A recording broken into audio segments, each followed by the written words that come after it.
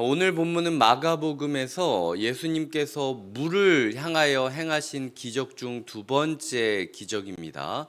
잠잠하라 라고 하셨을 때 물이 잠잠해지고 제자들이 놀랐던 이야기가 나오죠. 네, 그리고 그 다음에 이제 오늘 본문이 있는 것이고요. 또한 오병이어 사건 다음에 나와 있는 이야기이기도 합니다. 바다에 대한 두 번째 기적이기도 하고, 그리고 모든 사람들을 먹이신 그 기적 다음에 이뤄진 일이기도 하죠. 그렇게 풍랑을 가로지르고 걸어오시는 예수님에 대한 이야기가 그려진 이후에 수많은 사람들이 예수님을 향하여 능력을 구하는 장면으로 오늘 말씀은 끝을 맺고 있습니다. 사실 처음에 제가 이 말씀을 묵상했을 때 새벽에 들었던 마음은요, 이런 생각이었습니다. 먼저 45절에 보면 예수님이 즉시 제자들을 재촉하사 가게 하시고 라고 이야기하지 않습니까? 제자들이 예수님보다 서둘렀기 때문에 예수님 버리고 간 게 아닙니다. 예수님이 나는 남을 테니까 니네 빨리 가야 된다. 급하게 생각 정리할 시간도 주지 않고 제자들을 떠밀어서 풍랑 가운데로 보내셨다라는 거예요. 그리고 자기는 작별하신 후에 46절에 보면 기도하러 산으로 가셨죠. 제자들은 예수님이 기도하러 산으로 가셨다라는 걸 알고 있었습니다. 날이 저물고 있습니다. 배는 바다 가운데 있고 예수께서는 홀로 무태에 계셨다라고 이야기를 하고 있죠. 제자들 입장에서 이거 한번 생각을 해보겠습니다. 제가 제자라면요, 아니 자기가 자기 기도하겠다라고 우리만 보내놓고 바다를 가르고 자기가 왔다라는 걸 우리가 모르는 게 그렇게 잘못한 건가? 기도하러 예수님이 그럴 거였으면, 풍랑이 이렇게 올 거였으면 우리를 놔두면 안 되지. 자기 혼자 기도하겠다라고 산으로 간 거 우리가 뻔히 알고 있었는데, 아니 산으로 간 사람이 여기 나타나면은 거기다가 물 위에 서 있으면은 의아해하는 게 당연하고 무서워하는 게 당연하지 않습니까? 그럼에도 불구하고 예수님이 왜 우리를 내버려 두시고 고립시키셨을까? 그리고 뜬금없이 이 순간 가장 어려울 때에 우리에게 찾아오신 걸까? 라는 이야기를 할 수밖에 없는 게 우리의 마음이라는 것이죠. 이런 생각들을 하면서 제가 그 말씀을 읽던 중에 어떤 깨달음이 있었냐면, 첫 번째 바다 사건과 두 번째 바다 사건이 유사하다라는 거예요. 첫 번째 바다는 기억하실 수 있겠지만 배 밑에서 예수님이 주무시고 계시죠.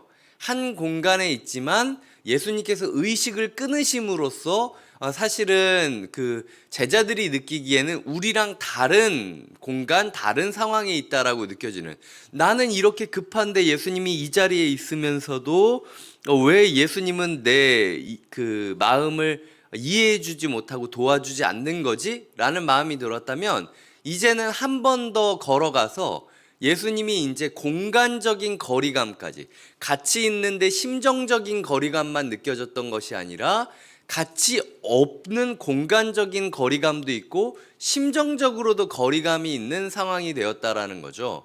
하나님께서, 예수님께서 첫 번째 바다를 잠잠하게 하신 사건보다 오늘은 한 걸음 더 나아간 소위 심화 학습을 하고 있는 것을 느낄 수 있다라는 겁니다.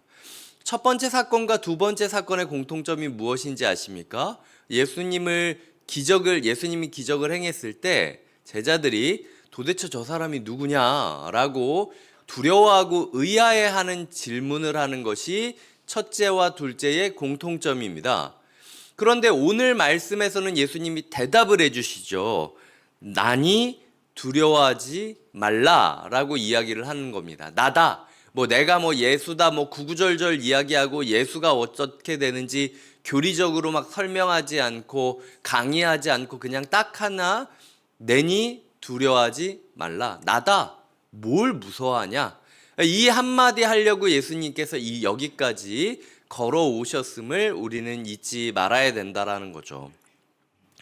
저는 이 본문을 읽으며 예수님이 의도적으로 제자들을 시험으로 떠민 것이 아니라 첫 번째 풍랑을 잠잠하게 하시는 기적과 오늘 풍랑 속을 걸어오신 기적을 통하여 예수님께서 우리에게 주고 싶으신 메시지가 분명하다 생각합니다. 그건 바로 예수님께서는 우리와의 거리감을 좁히고 싶다라는 거예요.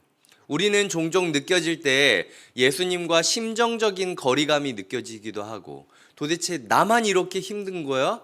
주님은 날 사랑한다면서 왜 저기서 자고 있는 거야? 라고 하는 마음이 있을 수 있고, 공간적인 거리감이 느껴질 수도 있습니다. 나는 이렇게 힘든데, 나 이렇게 뻔히 힘들 걸 알면서도 예수님 혼자 산으로 올라가서 기도하고 있던 거야?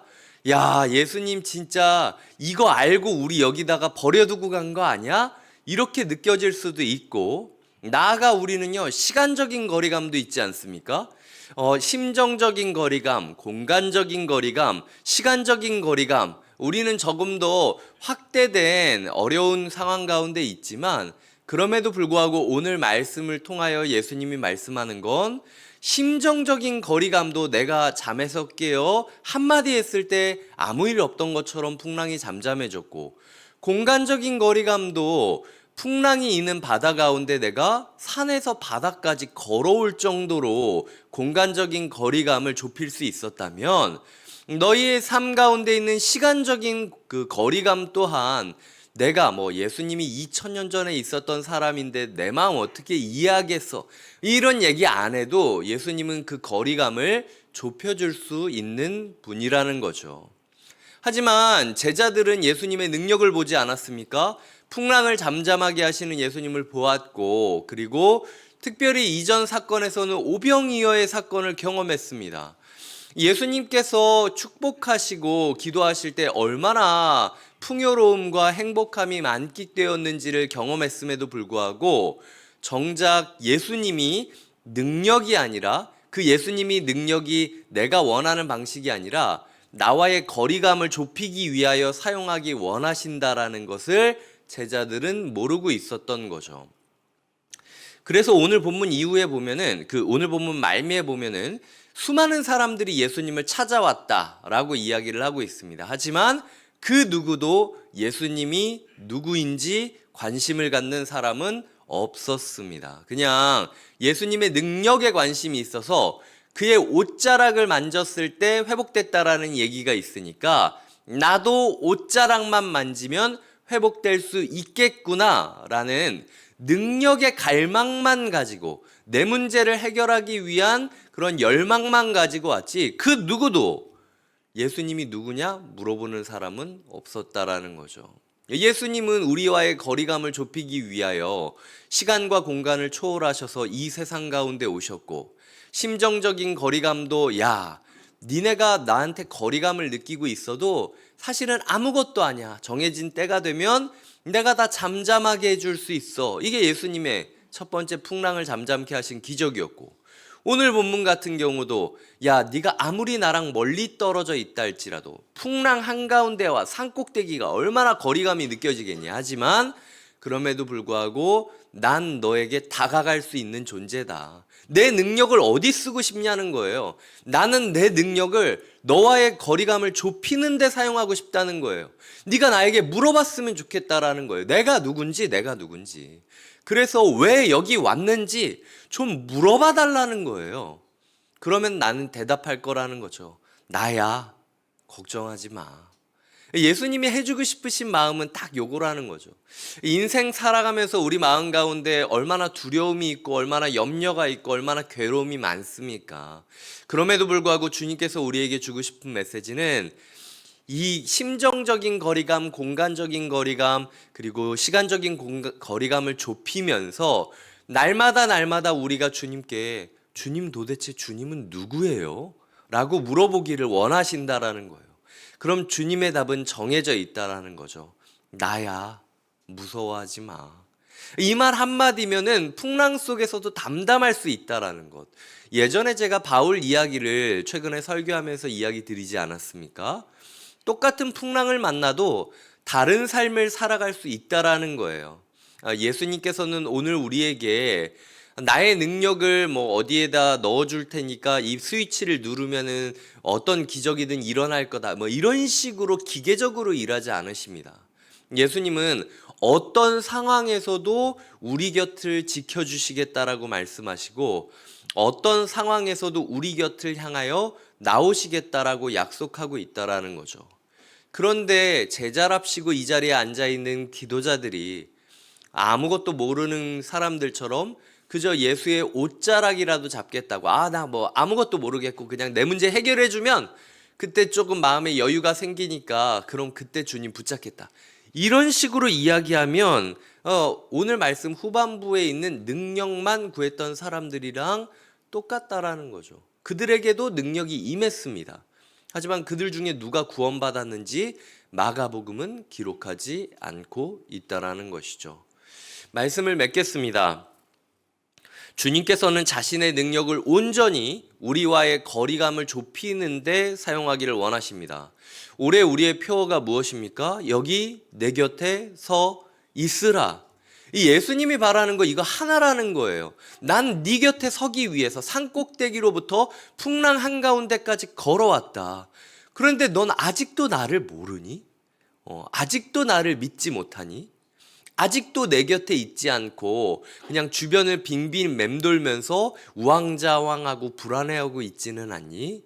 나는 이미 풍랑 곁에 다가오고 있다라는 사실을 기억하시며 인생의 어떠한 풍랑을 맞이한다 할지라도 내 곁을 향하여 걸어와 주시는 예수님의 발자국을 바라보고 그리고 그 예수님의 목소리, 나니까 두려워하지 말아라, 이 말 한마디 힘입어서 오늘 하루 하나님을 향한 소망과 기쁨 가운데 살아가시기를 주님의 이름으로 축복드립니다.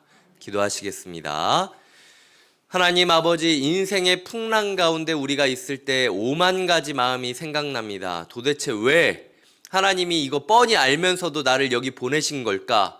이럴 거면은 왜 나를 떠나신 걸까? 예수님은 도대체 이걸 알긴 할까? 나는 그러면 어떻게 해야 될까?